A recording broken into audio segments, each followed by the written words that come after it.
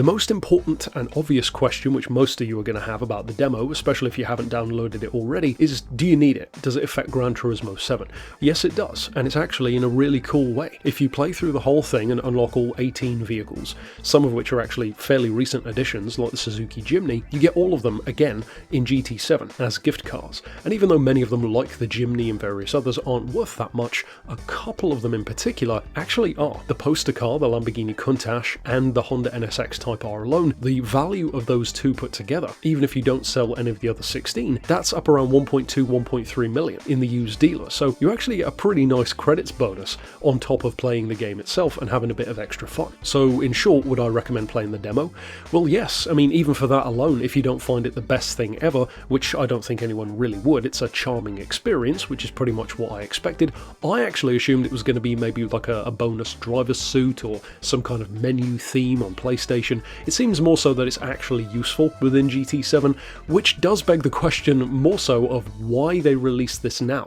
It's a bit of a weird thing to do years, quite literally, after the release of a game, but it also, to me, indicates something interesting about GT7, which we already knew, but is also still kind of strange in terms of when they released it, and that is that you wouldn't release this, really, if you're planning to have a new game coming out soon. So let's say, for example, you play all the way through. At the end of the demo, they put a lot of like glitz and glamour into getting you to play GT7, of course giving you the bonus cars, etc., which is a nice reminiscent thing of having the old memory card and bringing cars in from a previous game from GT3 into GT4, but that would indicate that there's no new game coming anytime soon, or at least they didn't use this opportunity to advertise such, which isn't really too surprising given that we weren't expecting to see GT8 next week or something like that. But it also begs the question of why wait this long to do something like this? I guess they're trying to encourage more people to purchase GT7, but that's also a bit of a weird strategy. I guess it could work. It's something which hasn't really been done before, releasing almost like a prologue or a demo or a concept after the game has already come out, even by Gran Turismo standards, is something which they haven't done before.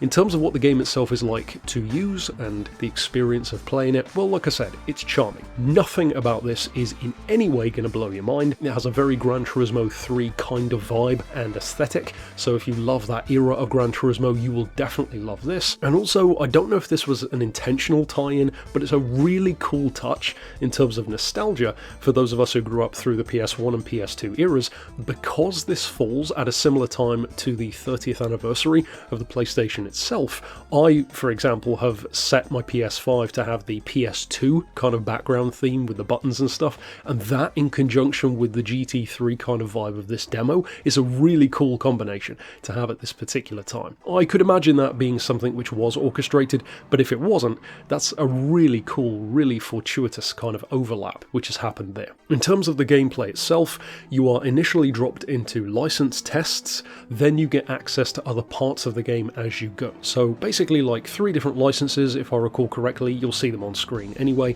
and then as you progress through each one of those, with only about 4 or 5 tests or so in each one, then you unlock a new section of the game. So complete the first one, then you get the music rallies. There are only 3 rallies to do anyway, and they're very easy. In fact, everything here is pretty easy, with the only even vague challenge coming from the notorious gold times in the licenses, but of course being a demo, they go pretty easy on you there for the most part. The interesting thing which I find about the way that the game is structured, and I think I know why they did this, is that they, after music rallies, then give you access to races, and then the last step is access to time trials. Usually you'd think of time trials as coming before races because it's a bit more beginner friendly, you're still racing on your own, racing against the clock, but I think the reason why they probably did it that way around is because music rallies, which yes are kind of happy-go-lucky and not really that meaningful, is a pretty good way of getting people into more of the racing side of things, but then if you went from that to time trial, I think people might get bored, whereas despite the super short gameplay time of the demo, relatively speaking, it's only a couple of hours tops, having the races and then the time trials helps to break it up a little bit. So in terms of the structure,